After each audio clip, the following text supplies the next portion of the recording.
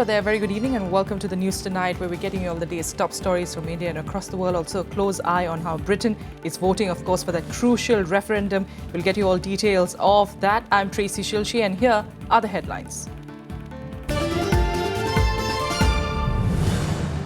Britain votes in the crucial EU referendum. 46.5 million voters decide on whether the UK stays within the European Union or quits.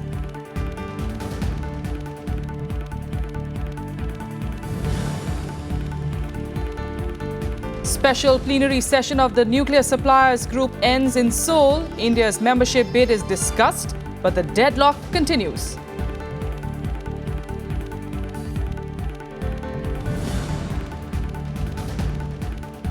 Problems crop up within the BJP Sena alliance in Maharashtra. The BJP dares Sena to walk out, even as Sena leaders continue to deride the state government.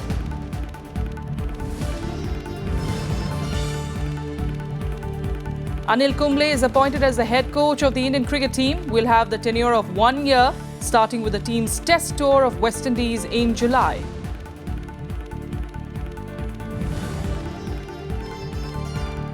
And five-time world champion Mary Kom is denied a wildcard entry into the Rio Olympics, but the boxer dismisses reports of retirement.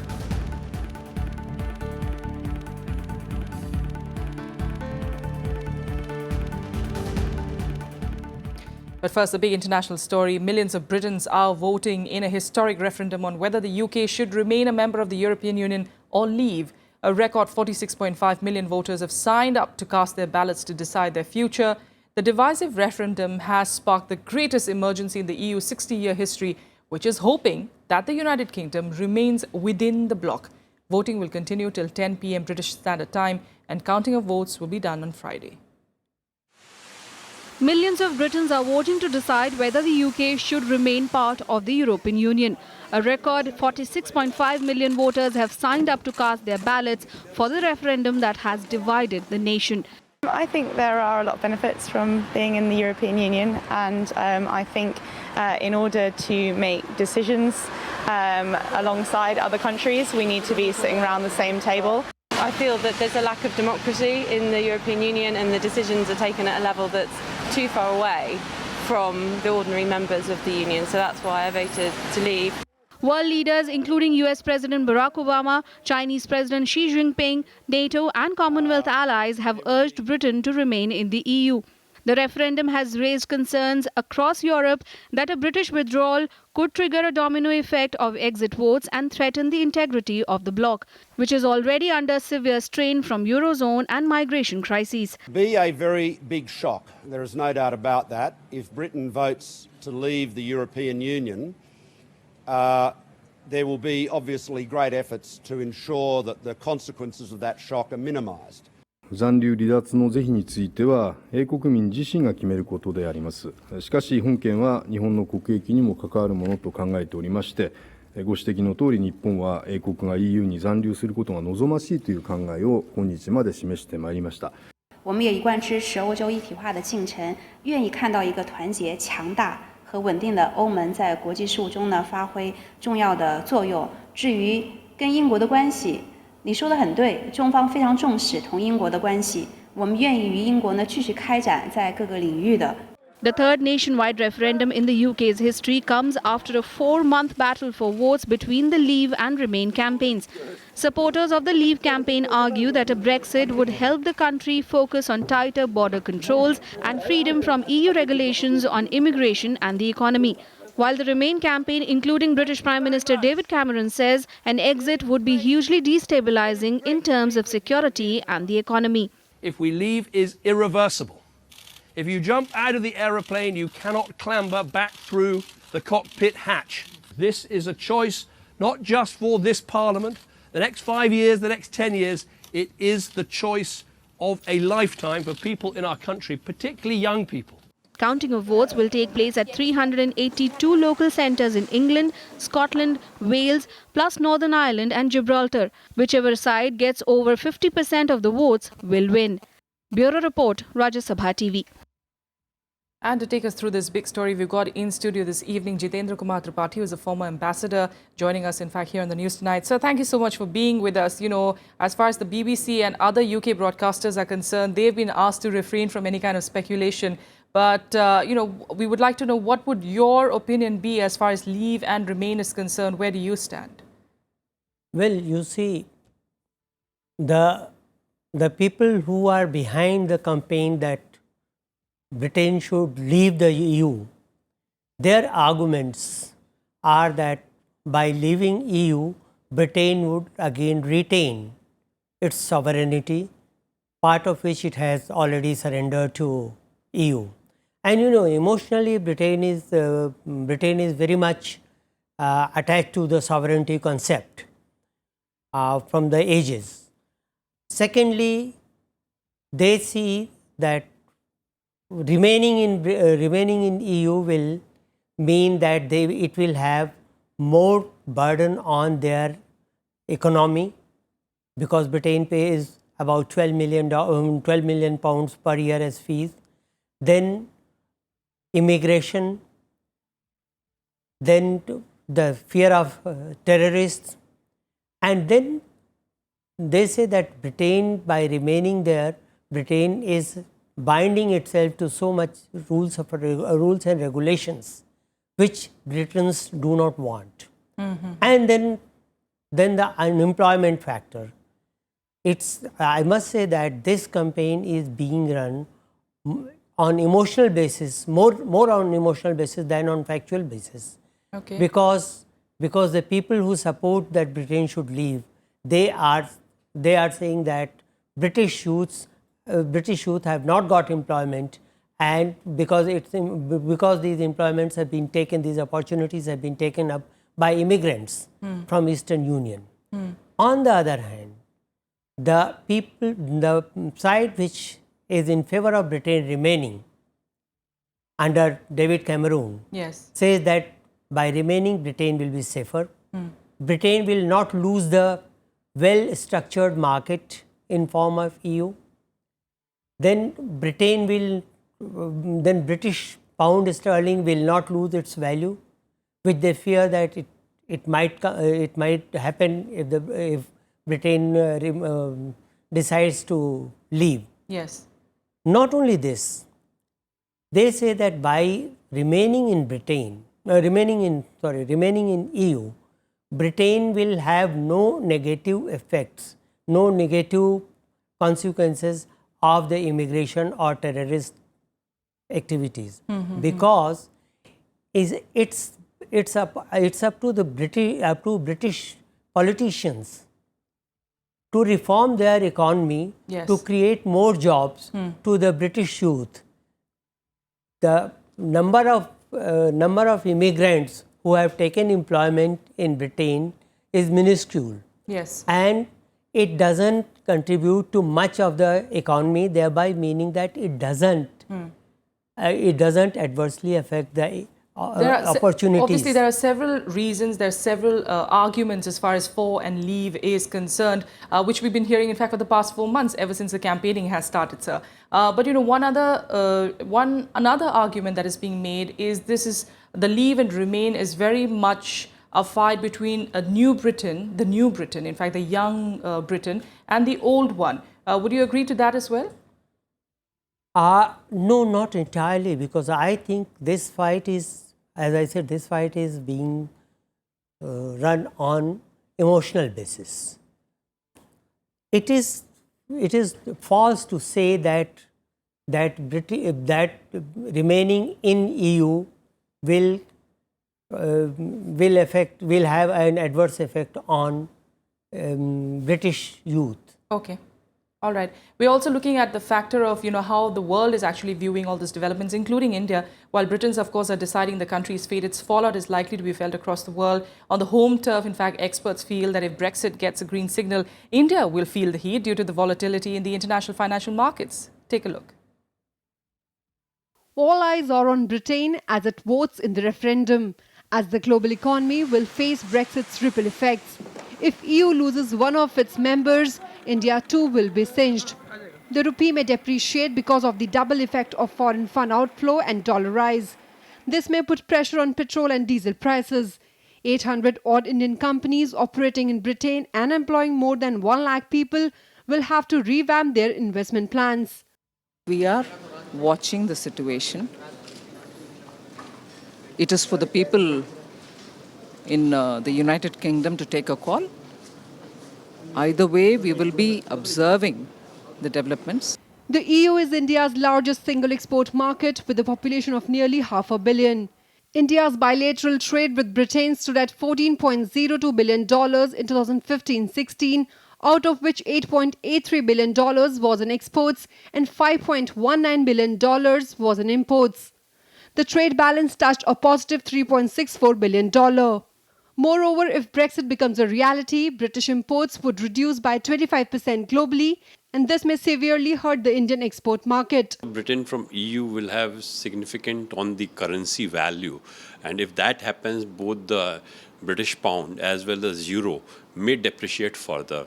And in that eventuality, when Indian exports are competing with these countries in the third country, they may face the heat.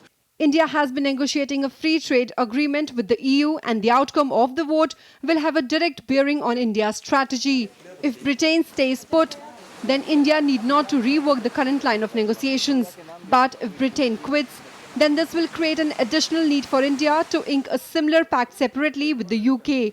Kriti Mishra's report for Rajya Sabha TV. Former Ambassador Tripathi ji still being with us here in News Tonight. Sir, very quickly, if you could give us an idea how India would react if it does leave or remain with the EU. Well, if Britain leaves EU, then as your report says, India will lose some market in form of EU nations, because more than 800 companies, Indian companies situated in Britain are exporting their goods to, not only to Britain, but are exporting their goods to the entire EU. Yes. So that will not be possible. Secondly, the pound will depreciate, as well as it is feared that euro will also depreciate. All right. So definitely we do know where India does stand at this point of time. We don't know, of course, how half of Britain or half of the others do feel at this point of time. But we'll find out tomorrow in the afternoon is what we're expecting. Thanks so much, Mr. Tripathi, for joining us on this story. Meanwhile, another big story, the special session of the NSG plenary in Seoul has ended, and reports suggest that the deadlock over India's membership bid continued as the group could not reach a consensus on the issue. Brazil has also joined China and other countries in expressing its reservation on inducting India, which has not signed the NPT yet. Sources suggest several countries are now opposing the entry of non-NPT members. The meeting will continue on Friday. Prime Minister Narendra Modi met Chinese President Xi Jinping in Tashkent for bilateral talks on Thursday. Ahead of the meeting, however, China sought to delink its opposition to India's membership of NSG from Sino-Indian ties, saying it does not concern the bilateral relationship. Prime Minister Modi urged China to make a fair and objective assessment of India's application and judge it on its own merits. He said that China should contribute to the emerging consensus in Seoul. Japan is understood to have even welcomed India's application, asking that it be considered. The Indian camp in Seoul, led by Foreign Secretary S. Jaishankar, is looking at the special session with cautious optimism. Diplomats in the know say there may be several possible outcomes from the session. The NSG could agree to put off the decision until the next plenary next year or at a special plenary later this year. It could also agree to China's demand for a criteria-based process and refer it to a committee that could involve delays as India and Pakistan's current applications are considered. For acceptance as a member, India needs to ensure every NSG member is on board, as even one no vote would scuttle its chances. India's bid is opposed not only by China but also by countries like Turkey, Ireland, Austria and New Zealand. The final decision is likely to be known only by Friday when the group issues a statement on the plenary. Meanwhile, France has joined the US and the UK in supporting India's bid, urging on other NSG members to do the same. Russian President Vladimir Putin has also said that India's case was special and must be supported within the ambits of international law. Bureau Report, Rajya Sabha TV. An armed and masked man has been shot dead by German special police after he opened fire inside a cinema complex in Wernheim in Germany. According to reports, the man entered the Kinopolis complex at about 3 p.m. wearing a mask and carrying a gun and a munition belt. He fired into the air as he entered the cinema. Local media reports that about 50 people have been injured due to the use of CS gas. German police's special response unit closed off an entire area around the cinema complex in response to the attack. The motive of the gunman was unclear. However, there are indications that it could be a botched robbery or even a political or an ideological cause behind it. We'll keep an eye out for that, but here are more updates from across the world in Global Buzz. The UN has condemned North Korea's practice missile launch on Wednesday, calling it a brazen and irresponsible act. North Korea has been accused of violating its international obligations and putting its security in danger. The missile was launched on Wednesday and is the fourth and latest of a series of North Korea's nuclear tests.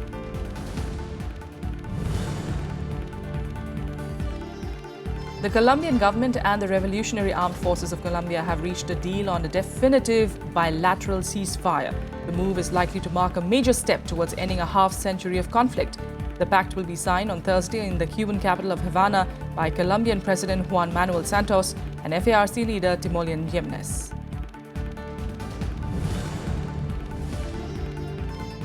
Thousands gathered in Trafalgar Square in London on Wednesday to celebrate the life of slain British MP Jo Cox.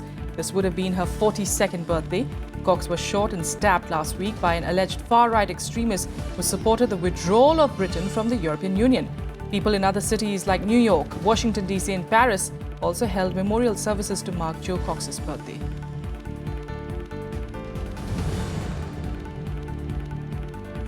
An airplane powered solely by the sun landed safely in Sevilla in Spain early on Thursday. The plane flew in fact for 71 hours across the Atlantic from New York. This was the 15th leg of the round-the-world journey by the plane, piloted in turns by Swiss aviators Bertrand Piccard and Andre Boschberg.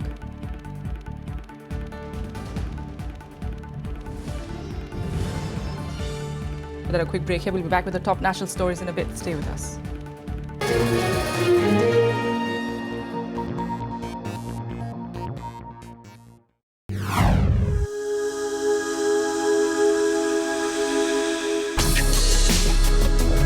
Tales that inspire. Stories of social change. A salute to diversity. Promoting public discourse. Events that motivate. Inspiring the innovative spirit. Watch Rajya Sabha television documentaries. Mondays, Tuesdays and Wednesdays at 10:30 p.m.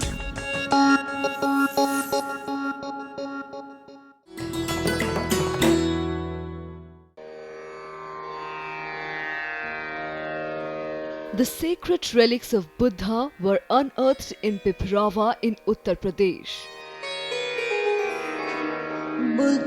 Buddhist monks from all over the world visit the National Museum to pay their respects. These charred bone fragments of Buddha are housed in the gold canopy gifted by the royal family of Thailand.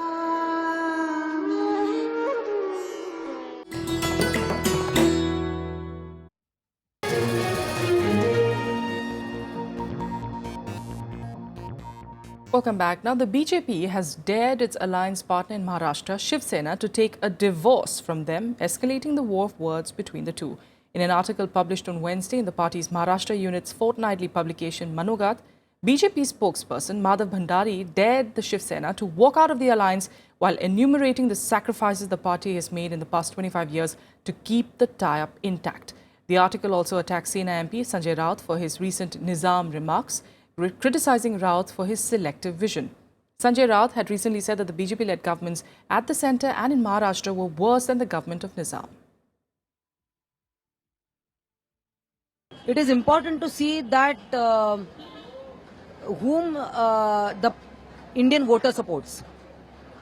And that is more important, because Shiv Sena, whenever it criticizes the government, it is not on particular person, but it is pertaining to a policy of the government which we always criticize.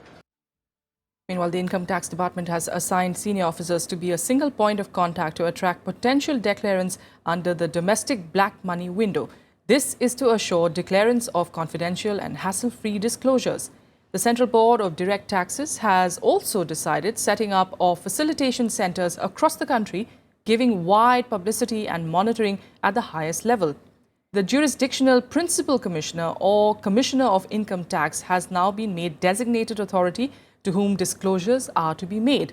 Designated officers have been asked to provide all procedural facilities to avoid the requirement of any additional interaction with anyone else in the office. The 4-month window allows domestic black money holders to declare wealth by paying a tax penalty of 45%.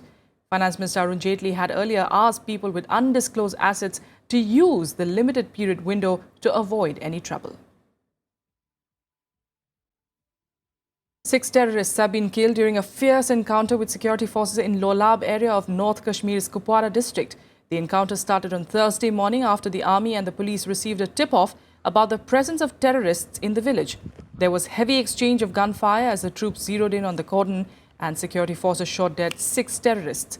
They are believed to be part of a group that had infiltrated last week via the Machil sector. The heavily armed group was intercepted by the army, and during the gunfight, 1 army soldier and a terrorist were killed. Infiltration has dramatically increased this year. Over 50 terrorists have succeeded to infiltrate in the last 5 months compared to 0 infiltration in the first 4 months of 2015. With that, let's take a look at what else is making news across the country in Nationwide. Former Union Minister and Congress leader Gurudas Kamath, who recently announced his decision to quit politics, has now rejoined the Congress party. He has resumed charge as the party General Secretary. In a statement, he said that he changed his decision after a meeting with Congress President Sonia Gandhi and will continue to serve the party. He added that he had quit for purely personal reasons.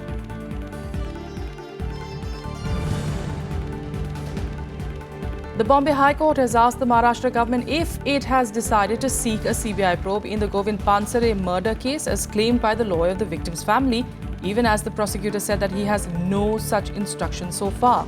The High Court also came down heavily on the CID and the CBI that are probing the Pansare case and Narendra Dabholkar case respectively on the slow progress. While Dabholkar was killed in August 2013, Pansare was shot on the 15th February in 2015.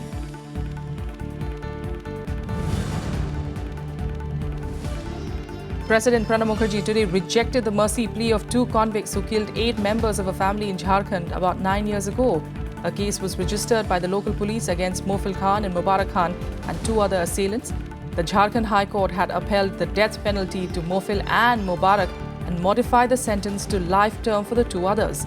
The Supreme Court, in its final judgment in October 2014, also upheld the death penalty given to the convicts. Heavy rain and lightning continues to wreak havoc in Bihar. The death toll due to lightning in the state went up to 59 after 4 more bodies were recovered from Nalanda district. 13 animals were also struck dead by lightning.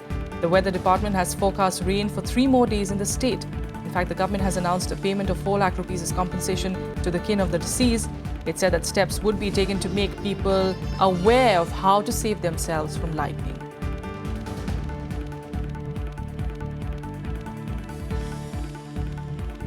Another quick break here. We'll be back with the sports news in a bit. Stay with us.